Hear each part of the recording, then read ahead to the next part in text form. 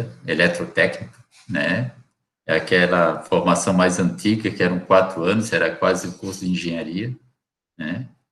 Cheguei a trabalhar na área, né? Fui trabalhando na Embratel também como técnico em telecomunicações.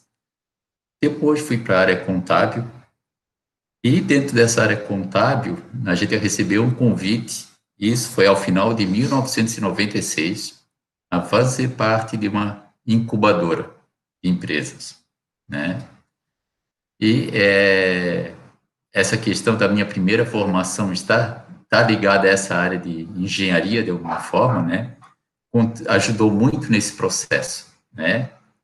Porque imagina, uma incubadora de empresa, né? Um parque tecnológico em 97, ou seja, final da década de 90, era formado só por engenheiros, né? 95% das empresas de TI era formada por engenheiros. Hoje não é mais, a realidade mudou, né? Então, era muito importante, né, conhecer essa linguagem, né, na época.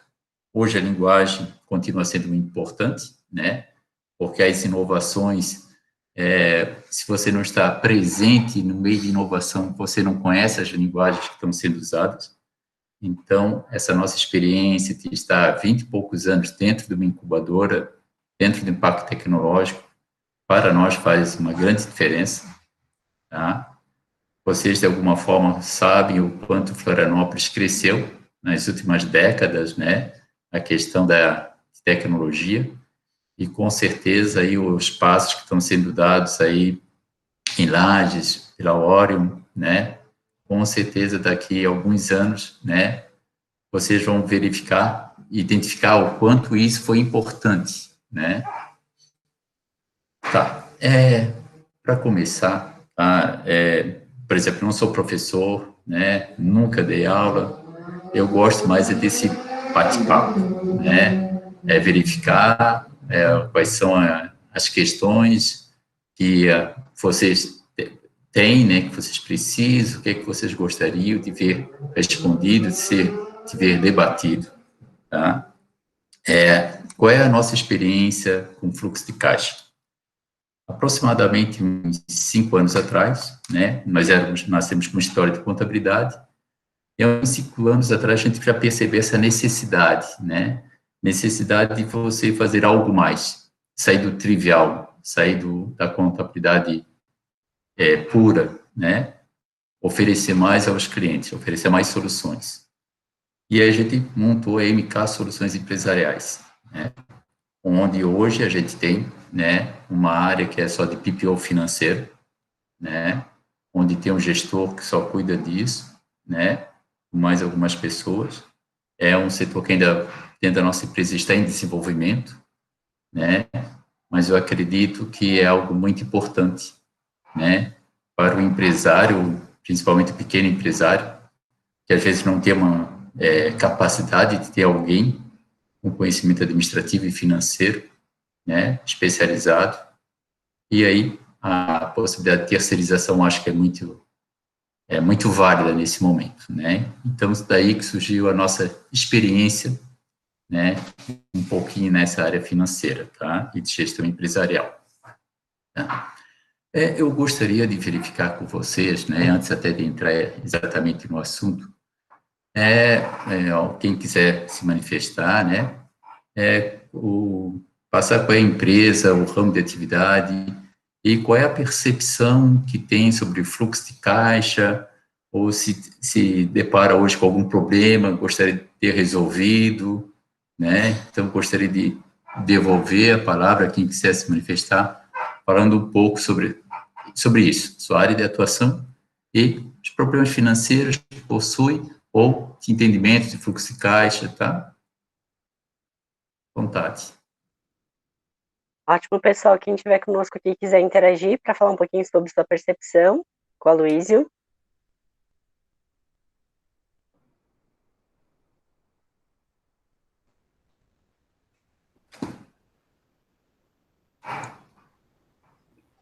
Eu tenho uma dúvida, né? Já que está todo mundo tão ansioso para participar, eu vou fazer uma pergunta, então. Porque eu tenho uma dúvida em relação ao fluxo de caixa. É, assim, eu não sou uma pessoa que estabelece uma rotina todo dia, e às vezes fica difícil de eu anotar tudo que eu fiz. Tem algum método mais simples de eu fazer uma rotina? Existe alguma forma de eu facilitar para eu lembrar que eu tenho que anotar as questões? Porque eu acho que às vezes a maior dificuldade é anotar mesmo, né? Tudo que foi feito, tudo que não foi feito. E eu não Sim. sei até que ponto que eu anoto e que eu não anoto. De fato, a questão de fluxo de caixa, tá? Ele depende de uma rotina, né? Principalmente quando estamos falando de um fluxo de caixa diário, né? Que eu acho que deve ser a base para todo mundo, né? Existe outro fluxo de caixas mensais, fluxo de caixa somente para o orçamento, mas como é que você vai saber se aquele planejamento que você fez está dando certo se você não acompanha ele diariamente e fica lá, tá lá alimentando ele, tá? Eu até, Então, sim, desculpa, Luiz, Fabrício. até essa interação para trazer, né, a minha percepção de fluxo de caixa, né?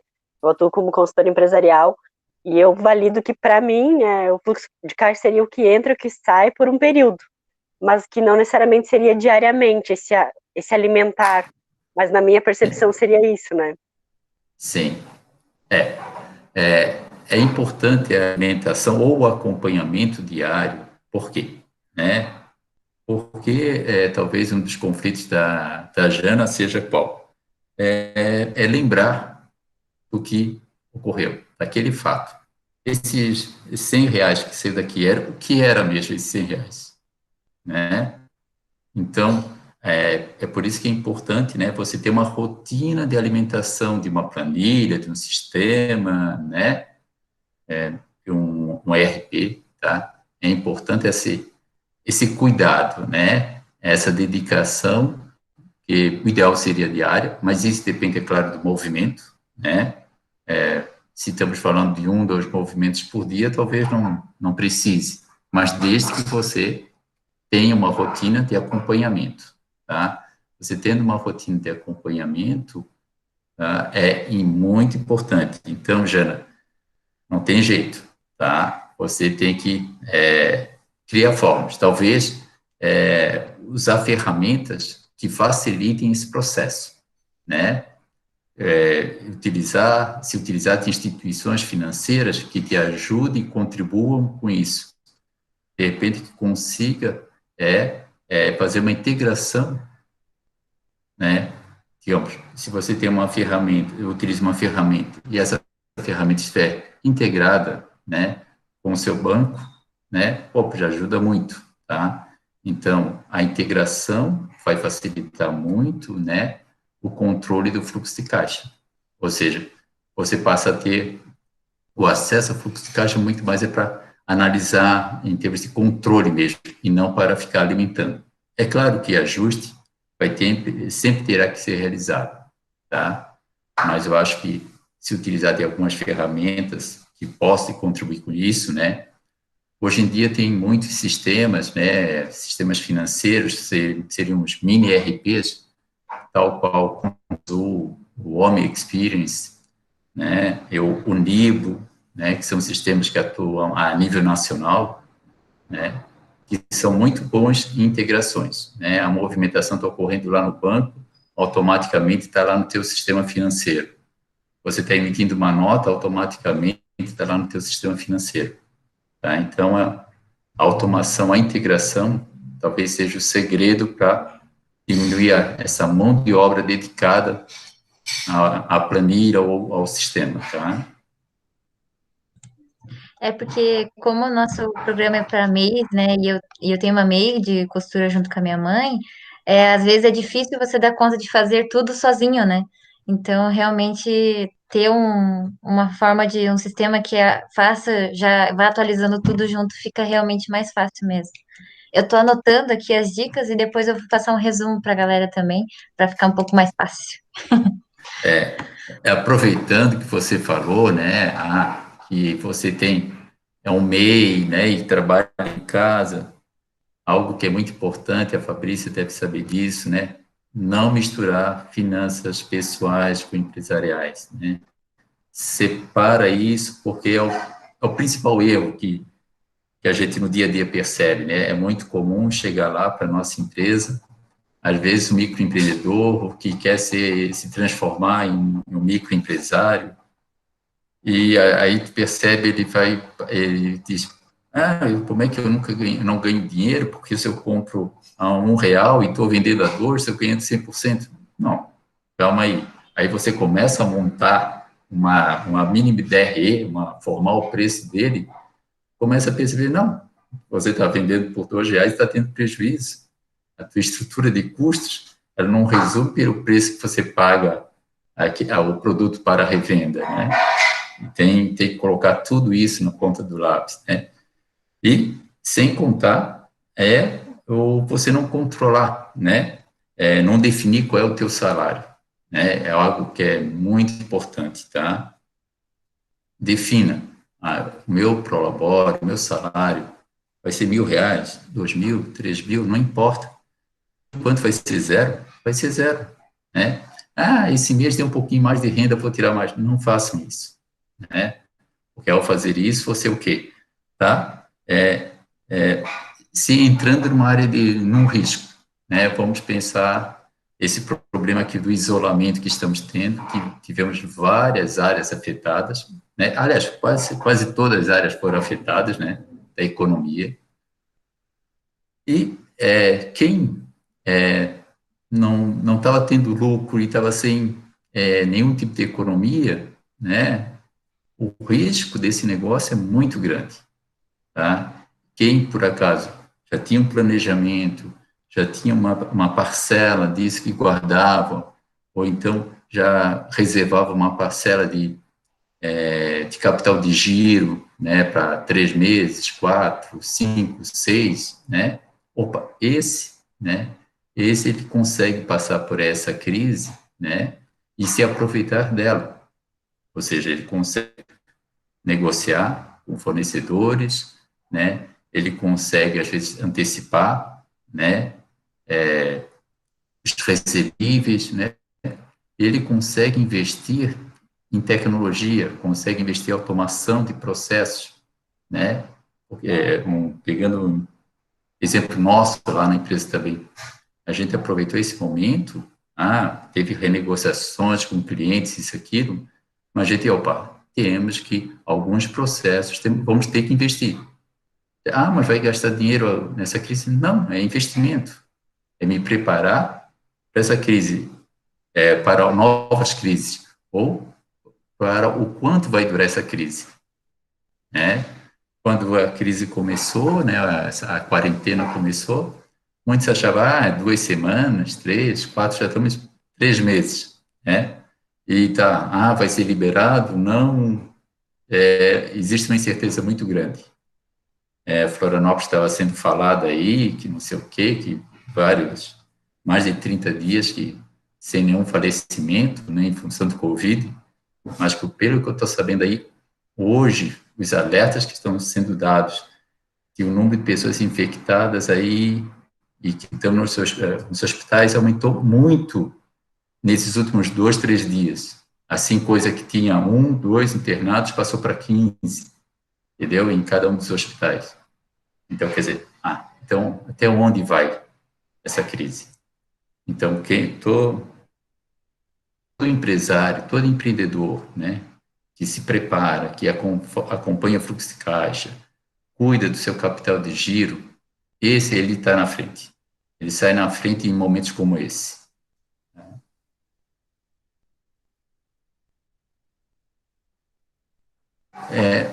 Aproveitando, tá, falando sobre o fluxo de caixa nesses momentos de crise, né? Uma das coisas, as receitas, né? A receita passa a ser incerta, né? Mas uma parte das despesas não são incertas, né? O aluguel, você sabe que tem que pagar, o computador, a luz, o telefone, tem várias despesas que não tem. Independente se vai ter receita ou não, ela vai estar lá. Depende se você vai trabalhar ou não, ela vai acontecer, tá? Então, eu acho uma primeira ação que as empresas têm que fazer, os empreendedores têm que fazer é o quê? é analisar todas as despesas que possui e renegociar. Verificar, não, isso aqui não me serve mais. Acaba. Isso aqui vamos renegociar valores, né? Faça isso. Porque aí você garantiu pelo menos a redução das saídas de dinheiro, né? E depois você começa a fazer um trabalho para verificar, opa, vamos buscar receita, né? Uma opção também é antecipação, né? Negociar com o cliente. Você está com um probleminha financeiro e você tem serviços recorrentes, dá um desconto para ele e antecipa 3 meses, né? Então, isso também são opções, né? E são válidas nesse momento. Dívidas financeiras também, tá? Junto a instituições financeiras, né? Porque as instituições financeiras, muito embora não são fáceis de negociar, mas a instituição financeira, quando você percebe que ou ela te ajuda ou você quebra, e se você quebra, você não vai pagá-lo, né? Aí eles negociam, tá? Eu acho que a Fabrícia ia falar alguma coisa, né, Fabrícia? Eu até ia trazer, na verdade, ali, quando tu trouxe essa informação, principalmente para o nosso público que é MEI, né? A importância de fazer esse controle diário ou né, recorrente de acordo com o perfil da movimentação. E se haveria hoje a possibilidade de você dizer que se existe um parâmetro de fluxo de caixa saudável, se o parâmetro, por exemplo, seria desde essa parte de saber separar o dinheiro do físico do jurídico, ou de que forma você gostaria de repente, compartilhar para a gente o que seria, né, um fluxo de caixa saudável, imaginando o cenário atual? Sobre a questão de misturar as finanças pessoais para a pessoa jurídica, isso é um erro que não pode ocorrer, tá? E isso não tem desculpa, mas que o meu negócio é muito pequeno. Não. Qualquer tamanho de negócio, você tem a obrigação de separar, tá? Mas eu sou um profissional autônomo, não importa, tá? Tem que separar, tá? Então, isso é o básico do básico. Não misturar as finanças pessoais com a pessoa jurídica. Outra coisa é a seguinte, tá? A questão da alimentação diária, de uma planilha, o acompanhamento diário, tá? Que é muito comum, né? E eu acho que é um problema de nós brasileiros, né? A gente não gosta de planejar. E quando a gente planeja, ou seja, a gente faz um fluxo de caixa para um ano, né? Então, ou seja, um orçamento, né? Orçamento para os próximos 12 meses, todas as receitas, despesas, e você não acompanha, né? E se você não acompanhar, né? O teu orçamento vai estar, toda vez que você fizer um novo orçamento, você vai fazer esse orçamento com várias falhas, com vários erros. Por quê? Porque você não aprendeu a corrigir o que você fez no orçamento anual, né? Então, eu acho que é muito importante o acompanhamento diário, por quê? Para você melhorar cada vez mais o teu orçamento, tá? E, é claro, com um acompanhamento diário, você diminui a chance de você esquecer para onde foi aqueles 100 reais que você não está lembrando, né, Jana? E várias outras coisas, o que você pode estar percebendo, né? Opa, eu tenho que fazer alguma coisa. Eu estou começando a gastar muito com o telefone, né? E você só consegue fazer isso se você tem um acompanhamento constante. A fatura do telefone mês passado deu 480, agora 520, agora 550. Opa, o que é que está havendo? Está aumentando realmente o fluxo ou está sendo feita ligação à toa? Né? E isso você só percebe com acompanhamento constante, né? Então, esse acompanhamento ele é muito importante, né, para a gente identificar falhas no teu financeiro, na tua gestão financeira, né? Não estou falando nem de fluxo de caixa, falando da gestão financeira, tá? Então, você só percebe essas falhas se você fizer isso, tá? Da mesma forma, a própria cultura de você ficar conferindo você, até das receitas, você começa a perceber, pô, esse cliente aqui, eu estou prestando muito mais serviço para ele, que prestava 6 meses atrás, e eu estou cobrando o mesmo valor. Está correto isso? Não. Né? E se eu fico só conferindo o quanto entrou nesse mês e o quanto saiu, e só olho o quanto sobrou na conta, né? Vou estar cometendo um erro, vou deixar passar várias falhas, né? Lembrando, né, que o que sobra numa conta corrente, o que sobra num fluxo de caixa não é lucro, são sobras financeiras que pode já estar totalmente comprometida para o próximo mês, tá? Ou talvez nem, ou você acha lá, não, está sobrando, e você tem um grande pagamento para fazer, e daqui a pouco você vai ver ter que recorrer a um empréstimo, e alguns dias atrás você achava que estava sobrando dinheiro, tá? Então, o acompanhamento constante, eu acho que é o segredo para você, o quê? Ter uma gestão financeira adequada. Tá? Infelizmente, não tem outra opção. Tá? Ou você se utiliza de mecanismos que façam isso por você, né? Só que tenha que acompanhar igual. Tá? E se você não tem algo que faça, um sistema que faça isso de forma automática para você, aí você vai ter que ser o trabalho braçal mesmo. Todo dia ir lá e estar alimentando. Luiz, bem bacana essa tua contribuição, porque daí a gente pode começar a dar nome aos bois, né? Que nem tudo que sobra é lucro, se o Prolabore é lucro, né? Então tudo isso começa a fazer mais sentido para a gente, por exemplo, quando valida que talvez o fluxo de caixa seja um raio-x, né, do cenário que a gente vivencia. Você falou a questão do Prolabore, é lucro, né?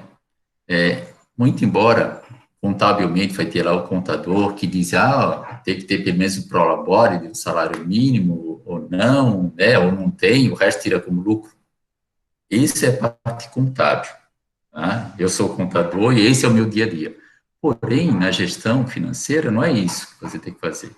Na gestão financeira, você tem que definir qual vai ser o meu salário enquanto gestor. É esse?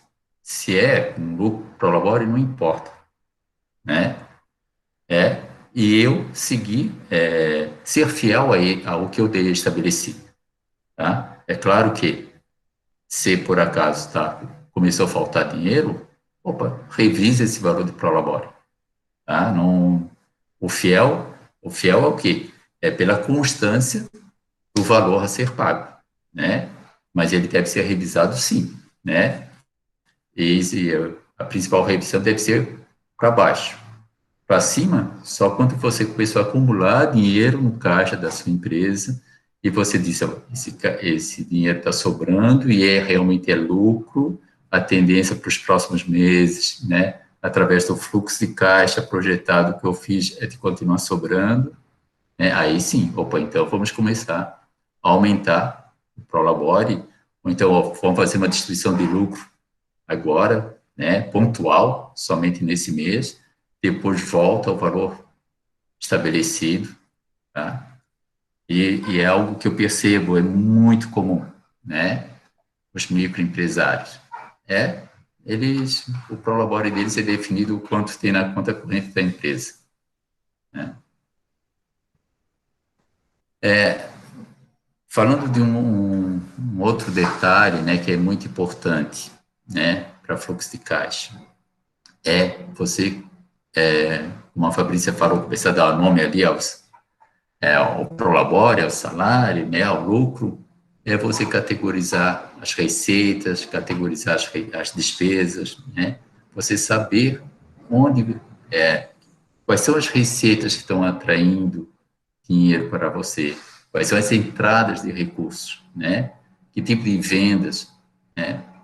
Da mesma forma, categorizar as despesas, né? E também, evoluindo, agrupar elas, né? Tipo, em centro de custos ou em departamentos.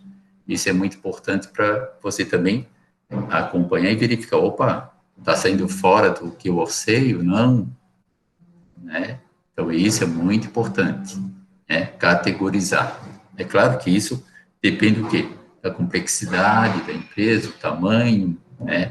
São coisas que a gente começa a fazer por etapas. Mas a partir do momento que começa você a criar esse fluxo de caixa, acompanhar, alimentar, fica muito mais fácil você começar melhorar a qualidade da informação, certo? Aloysio, eu tenho uma pergunta. Ai, desculpa, Fabrícia. Com relação ao que tu falou em acompanhar, né, em medir, que tipo de indicador aí a gente pode extrair aí do fluxo de caixa para esse acompanhamento aí das empresas? Eu acho que o fluxo de caixa, um dos principais indicadores é o capital de giro, tá? Vamos pensar assim, seja na condição de parque tecnológico e de incubadora, né, muitas empresas nascentes. Muitas empresas devem nascer, né, uma previsão de investir no desenvolvimento de um produto, de um sistema, né, que esse desenvolvimento vai levar aí 6 meses, 1 ano, né, e a partir daí, sim, que você vai passar a ter alguma receita, tá? Então, como é que você faz esse levantamento? Opa, o que é que eu preciso de dinheiro? O quanto eu preciso de investimento? O quanto eu preciso de buscar no mercado? O quanto eu preciso colocar do meu dinheiro nesse projeto, né? Aí você precisa fazer todo um orçamento, né? E, por exemplo, que seja 1 ano de desenvolvimento. Só que você tem que, mesmo ao longo desse 1 ano, tem que buscar algumas formas de receita que, mesmo que seja de outras áreas que não sejam o foco do teu negócio, mas tem que estar buscando, né? Mas, digamos, fechou 1 ano e você, de fato, começou a ter receita.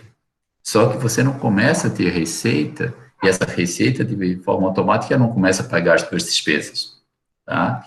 Vai um tempo até atingir o ponto de equilíbrio, ou seja, as receitas são suficientes para pagar todas as despesas.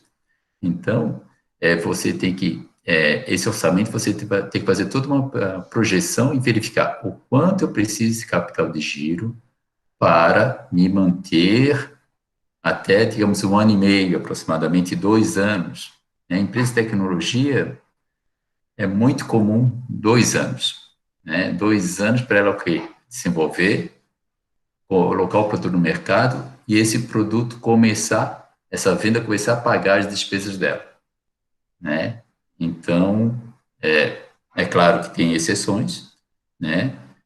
Só que terceiro ano já começa a dar lucro, 4º ano o lucro passa a ser maior ainda, tá? Já começa o que? Pagar todo o investimento que você fez, tá?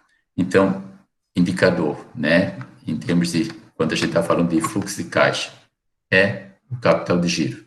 É você verificar quanto você precisa de capital de giro e também é você definir, por exemplo, não, mas eu já tenho a minha empresa já está no mercado há 2 anos, já está estabilizada, mas aí você tem que verificar, opa, eu quero formar um capital de giro para enfrentar uma crise e por 6 meses, né? Então, qual é o valor desse capital de giro, né? Não, eu quero para ficar 3 meses sem receita nenhuma, né? Opa, é muito comum empresas que empregam muita mão de obra, né? E imagina uma empresa que emprega muita mão de obra, né? E que agora nessa crise, muitos restaurantes, né? Muitos restaurantes aqui, por exemplo, aqui em Florianópolis, né?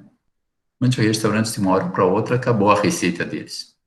E eles tinham 10 funcionários, 20, 30, e eles não tinham dinheiro para rescindir contratos, suspender, né? E mesmo assim eles tiveram que fazer, negociaram com cada um dos funcionários, né? Então, se ele tivesse preparado, né, se ele tivesse feito, acumulado o capital de giro para passar por uma crise, essa empresa não teria que entrar numa situação de total, praticamente se auto-excluir do mercado, né? E isso é muito comum você perceber isso. Opa, ela foi à falência por erros, né? Porque se a empresa tem, como eu falei antes, né? Se ela tem um capital de giro para passar por uma crise, ela consegue encontrar saídas para a crise.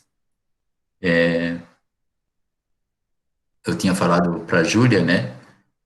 Alguns minutos antes aqui de estar nesse encontro com vocês, eu estava participando de uma live com o Dorani Caramori Júnior, né?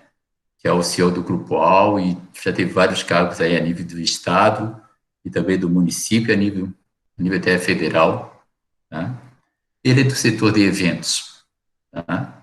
E foi o primeiro setor a ser afetado e, com certeza, vai ser o último a sair dessa crise. Né? Só que ele teve uma grande ideia.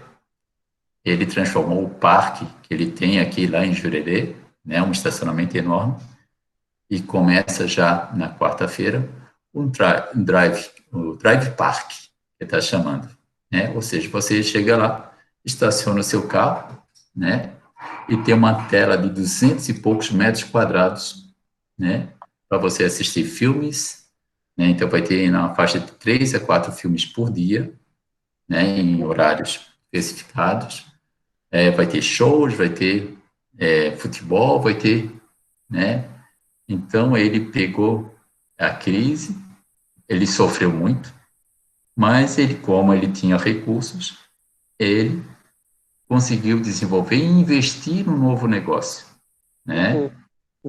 Então, você cuidar do teu capital de giro, né? Que você só consegue fazer isso se você tem um fluxo de caixa, né? Você consegue sair de uma crise muito mais fácil, tá? Isso talvez até transformando a crise numa grande oportunidade, né? E as grandes oportunidades aparecem exatamente em momentos de crise, né? Agora, se você não tem dinheiro, como é que você vai agarrar uma oportunidade, né? Verdade. Aloysio, tem uma pergunta que ficou um pouquinho antes ali no comentário, mas eu preferi não lhe interromper até no raciocínio, que foi da Ana Vieira. A gente estava naquele momento ali falando a respeito do capital de giro, do Prolabore, enfim. Existe algum parâmetro, pensando em MEIs, né? A gente está com um público que hoje, a maioria é MEI aqui, né? Participando do programa de aceleração.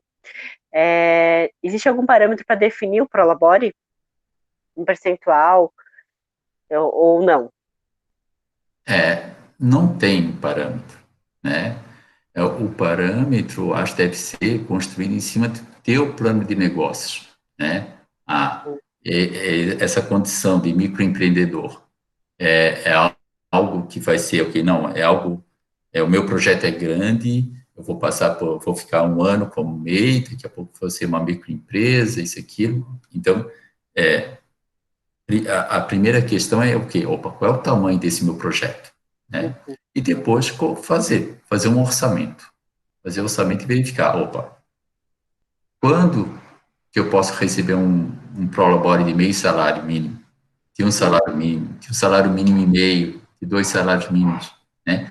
Respeitar o fluxo de caixa da tua empresa, não comprometer ele, tá? Porque às vezes você pode estar faturando enquanto MEI, digamos, 6.500 por mês, e você diz, não, eu não quero tirar prolabore nenhum por enquanto, né? Por quê? Porque eu vou precisar desse dinheiro para alavancar o meu negócio, porque quanto mais cedo eu alavanco o meu negócio, mais cedo eu começo a ter um prolabore, que é aquele prolabore que eu gostaria de ter. Tá? Perfeito. Então, não existe assim uma porcentagem, um índice, um indicador mais adequado. Né? Perfeito. A questão mais é o quê? É o teu plano de negócio, o respeitar ele. Ótimo. E assim, eu vou fazer essa pergunta que pode parecer muito óbvia para algumas pessoas, mas eu acredito que faz sentido para algumas que estão hoje acompanhando aqui. O que de fato é capital de giro hoje, validando dentro do fluxo de caixa, haja visto que, principalmente para os MEIs, surgiram nesse período agora, né, da pandemia e, claro, dessa crise, dificuldade econômica da maioria deles, é a disponibilidade de recursos para você estar adquirindo capital de giro para sua empresa. Então, o que seria o capital de giro dentro do fluxo de caixa hoje, Aloysio? O capital de giro é o quê? É o quanto de dinheiro você precisa para se manter, né? Por exemplo, eu tenho uma despesa mensal de 10 mil reais, né? Opa, então eu preciso, para o mês, eu preciso de no mínimo 10 mil reais. Mas eu vou ter uma receita de esse mês de 8 mil. Tá, então já tem um furo aí de 2 mil, né? Mas o ideal é você ter sempre uma sobra, porque se tu quer entrar no próximo mês também com zero de novo, né? Então, tem muitos autores que defendem que um capital de giro que sustente a empresa, né? Em momentos de crise, o ideal, né? Por 6 meses, né? Então, aí você tem que fazer essa conta, né? Opa, eu preciso de 50 mil reais, né, considerando ali as receitas e despesas durante o período de crise, né, por 6 meses, né, né, então, isso é um indicador, né, mas não tem também uma regra, assim, muito adequada, tá? Vários autores que defendem isso. O ideal seriam 6 meses, tá? Mas, é claro, você não consegue começar um negócio tendo capital de giro para 6 meses, né? Você normalmente vai estar buscando ter um capital de giro para pagar as contas do mês seguinte, né? Só que é importante você, aos poucos, ir acumulando, e aí sim, depois, porque aí você pega esse dinheiro, coloca numa aplicação, uma poupança, né, ou coisa parecida, e passa a tratar esse dinheiro o quê? Como investimento, né? Ótimo, ótimo. E projeção de fluxo de caixa? O que a gente poderia falar, imaginando que agora, como tu falou, o público que a gente tem aqui é um público que já está com uma MEI, pelo menos, ou, né, uma micro e pequena empresa, e imaginando que a gente tem que validar o momento que a gente está vivendo hoje e projetando isso, como que tu poderia sugerir, que dicas você daria para fazer uma projeção de fluxo? Primeiro, montar um bom plano de negócios, né? Montar um bom plano de negócios é o quê? É você pensar em todos os detalhes, em tudo que pode estar certo, tudo que pode estar errado, né? E você ir aos poucos tratando um pouquinho melhor essa informação, tá? E para fazer essa projeção, não tem, um exercício, tá? O exercício qual é? É você verificar todas as receitas, fazer uma previsão de receita mês a mês, por exemplo, para os próximos 12 meses, fazer uma projeção de despesas mês a mês para os próximos 12 meses. Depois você pode melhorar um pouco isso, começar a categorizar. Será que eu não estou gastando, não estou prevendo gastar muito aqui? Será que eu não estou sendo excessivamente otimista com as receitas, né? Que é muito comum também no meio das startups, né? Uma projeção de receita, assim, o cara em 2 anos vai começar a faturar milhões. E na prática tu percebe que não é bem assim, né? É muito comum, né? E às vezes eles montam um plano de negócios dessa forma, né? Esses planos de negócio são validados por grandes instituições, muitas vezes, né? Só que é tudo aqui, o meu produto é o produto dos sonhos, ele vai resolver o problema do mundo, né? Só que na prática não é bem assim, né? Nós já temos aí quase 27 anos de experiência, sendo desses 27 anos aí 23 anos dentro de uma incubadora, né? Passa nas nossas mãos, assim, projetos assim que diz, meu Deus do céu, resolve muitos problemas que existem no mundo. Só que o projeto, ele sempre contém algum erro, alguma falha, isso, aquilo, algum detalhe que não está sendo pensado, né? Por quê? Porque as pessoas pensam muito em quê? Produto. Muito aquela visão ainda de engenheiro, né? Em que está excesso de valor ao produto, né? Hoje em dia, os investimentos, né?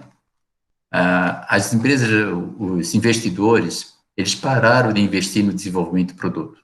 Eles investem valor até R$100.000, encontra ainda bastante investimentos nessa área. Acima de R$100.000, os investidores, eles investem só em quê? Em mercado. Não investem mais em desenvolvimento de produto. Eles querem um produto pronto. Eles querem verificar, eles querem que você já tenha o mercado também. Eles querem o quê? A ampliação de mercado, né? E por que eles fazem isso? Porque eles sabem que diminui muito o risco deles, né? Porque o produto dos sonhos está cheio de produtos dos sonhos por aí, né? Mas empresas do sonho não tem tantas assim, né? Por quê? Porque aquele produto ele é só o produto dos sonhos, nada além disso, né? Então passar, né, essa questão de que a questão do produto, né, ela é importante sim, mas na fase inicial, tá? E o capital de giro depende muito do que? A tua percepção de longo prazo, tá? Se você tem uma percepção de longo prazo, você monta um plano de negócios, onde você sabe como você vai estar no primeiro ano, no segundo ano. No segundo ano tem que buscar dinheiro no mercado, eu vou precisar de R$500.000, né? No terceiro ano eu preciso de R$1,5 milhão, né? Então, e as grandes startups que tem aí no mercado, então, assim, o segundo ano é rodada de R$300.000 de investimento, o terceiro ano é R$1,5 milhão, o quarto ano já são 10 milhões, o quinto ano já é 20 milhões, e assim vai. Janaína, uma pergunta. Eu tenho uma pergunta que vai parecer bem besta, mas eu vou perguntar, né? Porque daí facilita o nosso entendimento. Por exemplo, então quando eu faço uma projeção de fluxo de caixa, eu calculo todas as minhas despesas, né? Como você falou, eu analiso todas elas, ver quais fazem sentido e quais não fazem mais sentido eu ter. E daí eu tento projetar quanto de receita eu vou precisar para pagar essas contas e sobrar um pouco no final do mês, né? Daí eu tento pensar, essa meta eu tenho que vender para conseguir pagar todas as minhas contas. Seria mais ou menos isso uma projeção? Porém, você não, eu acho que o ideal é fazer o contrário, tá? Primeiro verificar qual é a tua projeção de receitas, certo? Uhum. E moldar as tuas despesas para aquela realidade, entendeu? Não que você não possa, tá? Eu já vi empresário que, deixa comigo que eu corro atrás de dinheiro, né? Mas o correto não é isso. O correto é você verificar qual é a tua projeção de receitas e, em cima disso, sim, definir e moldar as tuas despesas de acordo com essa projeção, tá? Uhum. E tem uma outra pergunta aqui também que para ajudar, quanto tempo, por exemplo, digamos que eu comece a fazer hoje esse fluxo de caixa, né? Quanto tempo mais ou menos eu tenho que fazer esse fluxo de caixa diariamente para eu conseguir começar a olhar para o meu negócio e entender, essa é a minha receita, essa é a minha despesa. Quanto tempo eu tenho que fazer isso diariamente? 1 mês, 2 meses, que eu possa realmente analisar e fazer uma projeção correta? Em média, mais ou menos. Nesse objetivo que você tem, tá? O ideal o quê? Primeiro fazer um fluxo de caixa mensal, tá? Uma projeção mensal, mês a mês, tá? E você vai validar essa projeção que você fez o fluxo de caixa diário. Então, o fluxo de caixa diário é o quê? É um mecanismo de controle e de validação do teu orçamento. O que você orçou para os próximos 12 meses, 24 meses, tá? Então, acho que mais o quê? Se você quer saber o quanto vai estar gastando, o quanto vai estar sobrando, projete isso mês a mês para, por exemplo, os próximos 12 meses, tá?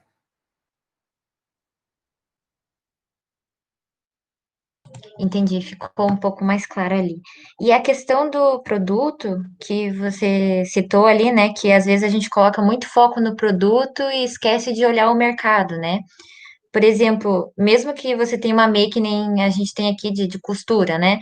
A gente pode, às vezes, focar naquele produto que a gente acha bonito, que a gente faz, e como que a gente pode olhar na gestão financeira, né? Como é que eu posso analisar esses dados do fluxo de caixa para entender o meu mercado? Porque às vezes eu tenho um monte de informação ali e eu não sei como analisar, né? Eu não sei como olhar esses dados. Teria alguma dica de como olhar essas informações, onde buscar as informações do mercado? O fluxo de caixa, ele não consegue lhe dar informações sobre o mercado. Agora, as informações que o mercado possui, tá? Você pode trazer ele para dentro do teu fluxo de caixa, né? Você pode perceber que, opa, eu tenho que investir numa máquina de costura com um corte tal, com a costura tal, porque ela vai aumentar a minha produção, ou ela vai dar um corte diferenciado, né, para a minha roupa, né? Então, aí eu vou olhar para o meu fluxo de caixa, verificar, eu tenho condições de adquirir esse novo equipamento, né? De que forma eu vou conseguir pagá-lo?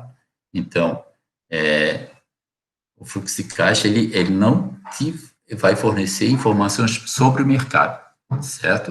Então, é o mercado que vai estar contribuindo, vai estar gerando informações para você olhar o teu fluxo de caixa e dizer, opa, não, eu posso investir e o meu fluxo de caixa tem dinheiro, ou então vou conseguir projetar uma receita maior para os próximos 3 meses, 6 meses, né, com esse investimento.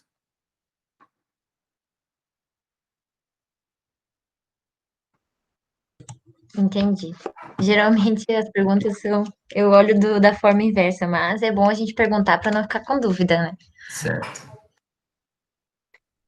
Até associando essa informação da Jana, dia 22 a gente vai ter um momento também para falar de fluxo de caixa, especificamente, perdão, de capital de giro, estou confundindo. A gente vai ter um evento, um encontro somente para falar disso também, mas foi bem bacana essa contribuição. Certo. Tem alguma questão mais que vocês gostariam de apresentar?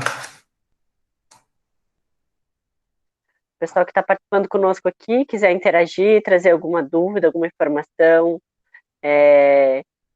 para a gente estar desenvolvendo e organizando, né, essa projeção, Aloísio.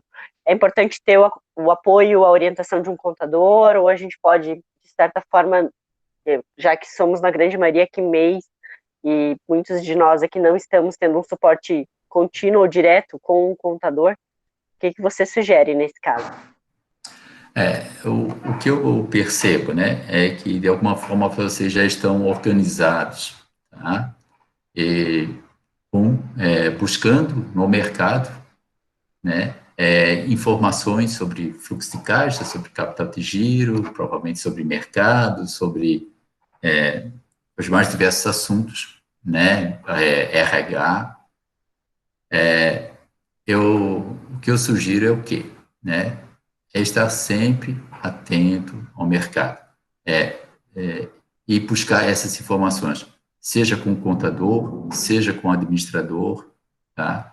Isso é claro, enquanto MEI, né? Depois que você sai da condição de MEI, né? Ou um pouco antes, o ideal é que um pouco antes de sair da condição de MEI, você já procura um contador, tá? Eu percebo que existe uma confusão bastante grande naquele limite de R$81 mil de MEI, tá? Muita gente diz assim, eu só faturei 60 mil reais esse ano, tá? Mas entramos em junho agora. Você já faturou isso? Já. Eu disse, então a tua situação é muito séria. Não, mas eu estou dentro dos 81 mil reais. Não. Os 81 mil reais, você sempre tem que respeitar o critério da proporcionalidade, tá? Por exemplo, se eu já faturei 60 mil reais, né? e eu quero agora transformar a minha empresa em microempresa. Eu estou com um problema sério. Eu não consigo fazer isso hoje. Por quê? Porque se eu fizer isso hoje, eu vou estar confessando, por exemplo, para a Receita Federal, que eu extrapolei o limite proporcional do MEI. Tá? Então, é algo bastante sério que tem que ser planejado. Então, a transformação, tá, de microempreendedor para uma sociedade limitada unipessoal, por exemplo, que é o mais comum hoje, tá, isso tem que estar planejado, tipo um fluxo de caixa mesmo. Tá? É verificar a minha receita, qual vai ser a minha receita nos próximos meses, o quanto eu já faturei esse ano, e fazer essa projeção. Opa, eu tenho que me transformar em limitado em setembro, em agosto, não, em dezembro, tá? Cuidando muito dessa proporcionalidade que é de 6.750 por mês, tá? Aí, se eu tiver nessa situação, já faturei 60 mil esse ano, né? Você vai ter que ficar alguns meses sem faturar e fazer essa migração só ao final desse processo, tá? No momento que você puder, o teu limite de receita estiver de acordo. Lembrando que até 20% de excesso dos 81 mil, tá? A tua exclusão seria só para o ano seguinte, tá? Só que você tem que pagar uma diferença, tá? Um plus ali, tem que ser pago, tá? Mas não é bom deixar isso acontecer, tá? Porque você pode se perder, e se você se perde, o custo é muito alto. Por que é alto? Porque se você ultrapassa os 20%, a tua exclusão poderá ser retroativa a janeiro, tá? E você é excluído, tem que pagar uma alíquota normal, às vezes absurdas. Você vai ter algumas declarações que deixaram de ser entregues. As multas chegam normalmente de R$ 500 cada declaração que você deixa de entregar. Tá? Então, é algo que pode ser um prejuízo muito grande ou até inviabilizar o teu negócio se você não fizer um correto planejamento dessa migração de MEI para microempresa. Por isso a importância, né, de ter esse suporte, mais do que suporte, né, o acompanhamento de um contador ou de um administrador para esse planejamento do próprio fluxo de caixa e essa projeção de migração, né? Sim. Isso quando você tem um faturamento enquanto meio alto, ou então ele está crescendo, tem que projetar isso para tomar todos os cuidados já necessários para aquele medo seu de ter que aumentar a tua carga tributária ou ter que passar a pagar um contador, o prejuízo pode ser muito mais alto do que isso, tá? Se você não tomar os cuidados necessários. E ali, até eu e a Júlia, antes de iniciar, né, a nossa aula aqui hoje, a Luísa, a gente levantou algumas perguntas que a gente imaginaria que poderiam ser interessantes para contribuir para os participantes, e até a Júlia trouxe uma pergunta ali bem, bem interessante no nosso projeto ali de falar a questão do fluxo. A gente fala muito das saídas, né, quais as saídas da empresa, né, os recursos que saem. Quais seriam as principais entradas para a gente estar mapeando dentro de um fluxo de caixa? As entradas são o quê? As receitas, né? As receitas, mas ela não é a única. Você pode recorrer a empréstimos, você pode recorrer a investimentos, né? Capital terceiro, seu capital próprio, né?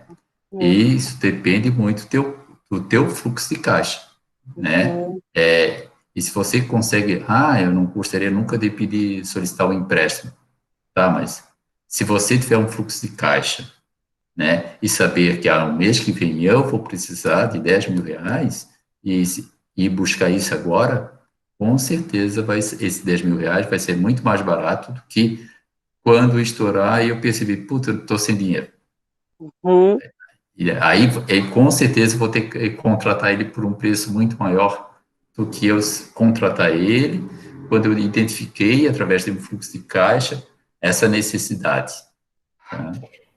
Existe aí um ponto de equilíbrio entre as entradas e a saída para essa contratação, por exemplo, né?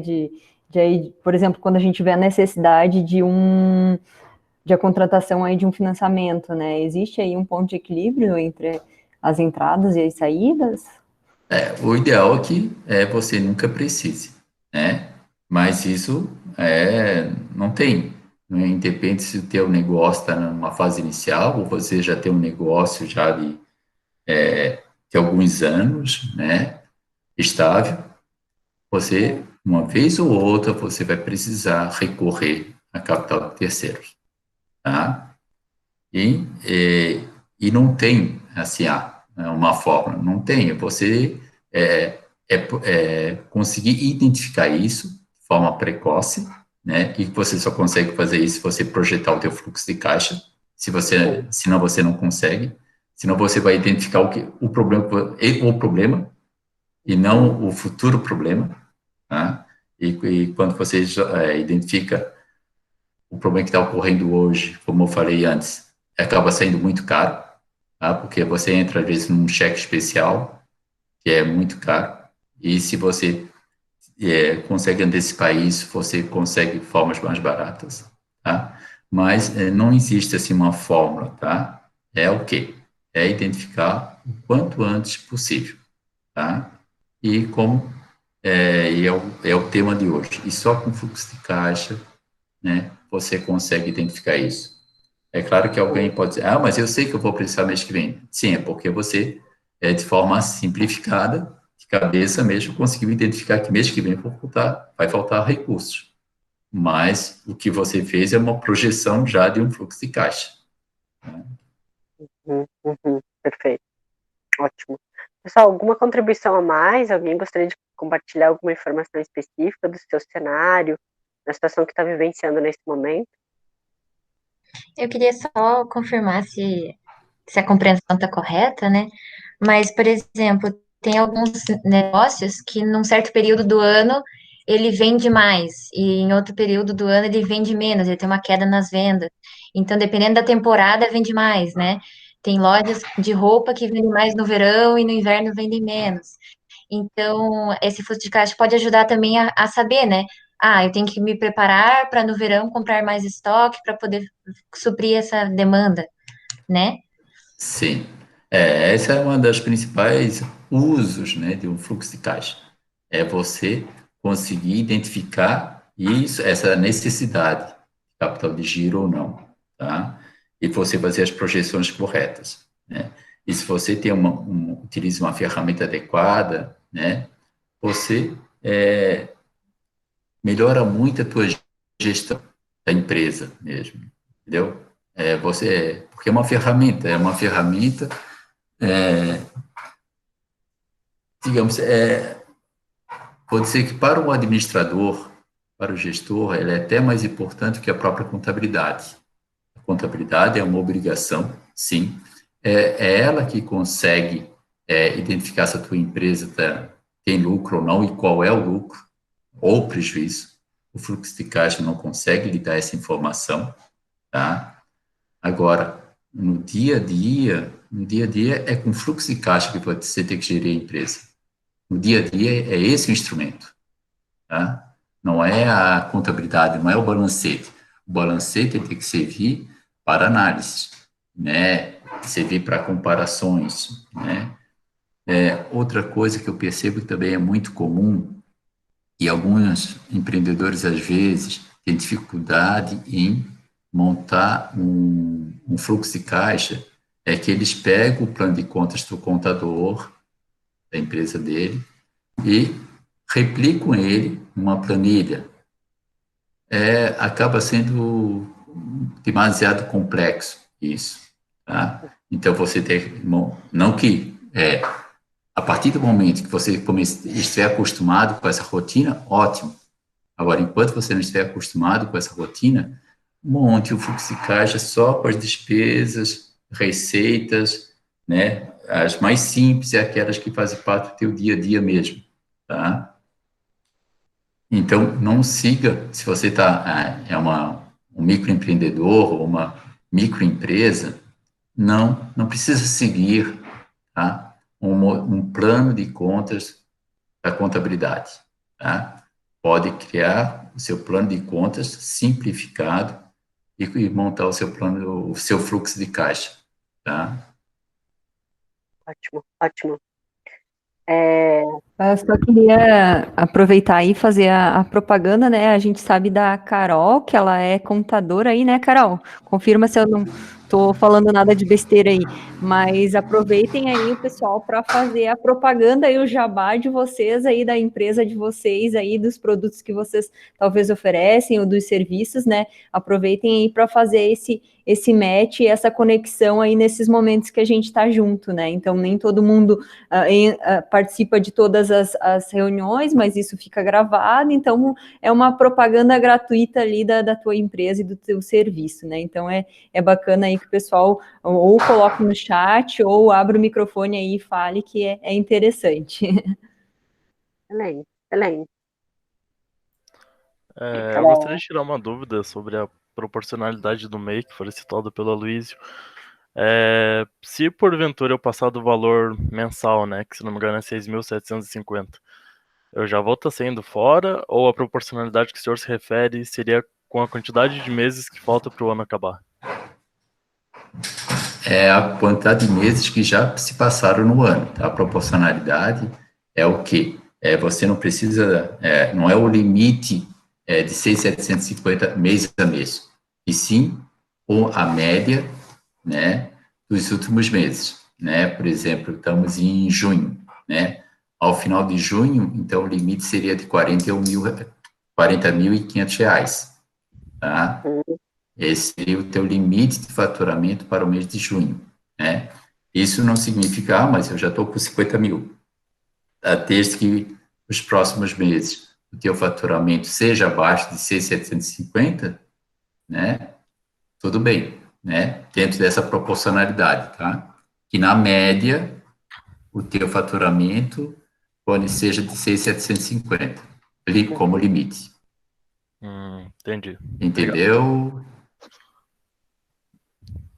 Ótimo, Rony, excelente contribuição. Pergunta bastante relevante. Muito obrigado, Alguém Fabrício. Oi, Fabrícia, posso falar? Pode sim, Carol, por favor. Então, pessoal, eu trabalho sim com contabilidade e o meu ramo é mais contabilidade consultiva, atendo bastante microempreendedores.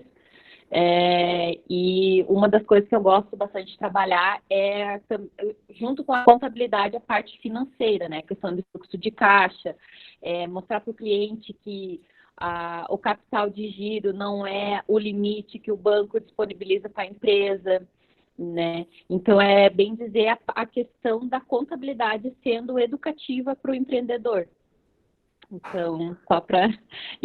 uma das coisas que eu iria contribuir, o professor acabou falando, é a questão do limite do MEI, porque muitas vezes o cliente vem quando o limite já está ultrapassado, então nem sempre a gente consegue ter uma solução se fosse programada, né, alguma coisa assim. Mas era essa a minha contribuição que eu gostaria de fazer. Ótimo. Bem, a Luísa já estava prevendo essa informação. Muito bom. Obrigado, Carol. É bem isso mesmo. Eu também gosto muito dessa parte consultiva. Eu sou contador. O meu negócio principal é contabilidade, né? Só que eu gosto de gestão, né? Eu gosto de gestão e ter essa percepção. Um pouco desligada da contabilidade. Não que ela não tenha importância, ela é super importante, né? Uma gestão mesmo, você não consegue fazer sem contabilidade, tá? Mas tem algumas questões, por exemplo, que nem eu falei, né? No dia a dia é fluxo de caixa, né? A principal ferramenta de um gestor financeiro tem que ser o fluxo de caixa, né? Excelente, excelente. Pessoal, alguém mais? aproveitar esse momento. A Luísa está à disposição, né?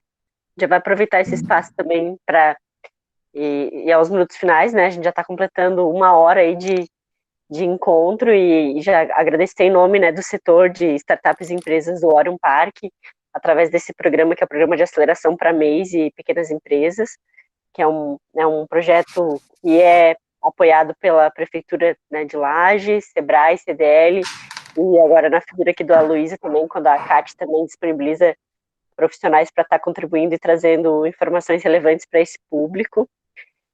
Aloysio, agradeço sua disponibilidade, sua contribuição foi muito valiosa, bem pontual e bem objetiva, e trouxe clareza para algumas dúvidas que vinham. As interações da Júlia e da Jana também importante. Rony, agradecemos também sua interação. Carol. E, pessoal, todos os nossos encontros das segundas-feiras estão sendo gravados, estão sendo disponibilizados na plataforma EAD nesse programa, né, do Orion Park. E eu acredito que todos que estão já inscritos receberam esse e-mail, né, de cadastramento e de informações de que a gente está disponibilizando todas as aulas já e os materiais disponibilizados por cada um dos profissionais lá. E quem, né, porventura teve alguma dificuldade de acesso, de login ou, né, senha, que entre em contato conosco individualmente ali no grupo da aceleração ou em contato com a Jana, que também está ali no grupo, para que a gente consiga auxiliar nesse acesso, para que a gente facilite e de repente envie até a senha e o login, se está tendo dificuldades, para a gente conseguir validar e que vocês encontrem as aulas que estão disponíveis lá. A Janaína também já colocou ali o telefone dela, do WhatsApp, para quem precisar tirar dúvida diretamente com ela para esse acesso, e provavelmente já amanhã esse encontro com a Luísa aqui também já vai estar disponibilizado na plataforma para quem porventura não conseguiu nos acompanhar no horário de agora à noite. No mais, boa noite a todos. Aloysio, deixo a palavra final para ti de agradecimento também. Então, eu agradeço o convite realizado pela Júlia, né? Estou ansioso até para conhecer, de repente, um pouco mais aí o parque, o Orion Park, né? Uma visita que eu faça a Lages, eu vou entrar em contato com vocês para realizar essa visita. Da mesma forma, já convido vocês, a hora que estiverem por Florianópolis, se quiserem passar no Parque Tecnológico Alfa, né, que foi o primeiro parque aqui de Florianópolis, edifício Celpa, a primeira incubadora também, tá? Estamos ali dentro, tá? Se tiver alguma outra questão, alguma pergunta, pode me encaminhar, a Júlia tem o meu contato, tá? E fico à disposição e novamente aí agradeço pelo convite. Então, agradeço aí o professor novamente aí por ter disponibilizado o seu tempo, né? Que o tempo da gente é a nossa maior riqueza que a gente tem hoje em dia, né? Então, muito obrigado novamente aí por ter aceitado aí o convite aí da equipe de empresas e startups aí do Orion, tá? Muito, muito obrigado e com certeza foi um momento muito rico aí para a gente poder desmistificar um pouquinho mais essas questões financeiras que às vezes a gente, né, fica insistindo em não pesquisar e não estudar e que é tão importante aí para as nossas empresas. Certo.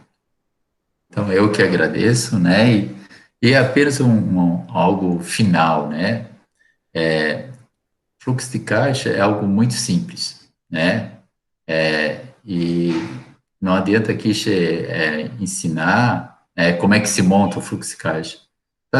Você abre o Google ali, está cheio de modelos, né? E um fluxo de caixa você pode começar com uma cadernetinha, depois passa por uma planilha, daqui a pouco já passa por um sistema financeiro, daqui a pouco por um ERP, né? Mas ele é algo muito simples. A diferencial é o quê?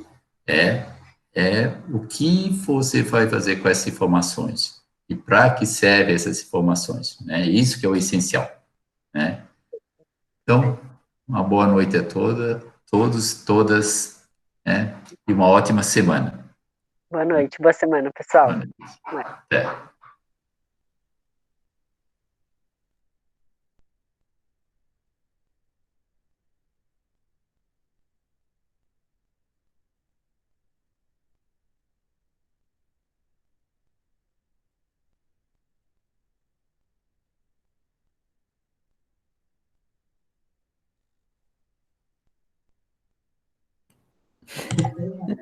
Ficou só os três. Boa noite, meninas. Boa noite. Boa noite, gente. Nossa, eu fiz, ó, altas anotações. Oh, que bom. Anotações. Valeu como aula. Tchau. Mas então tá. Daí até amanhã. Até.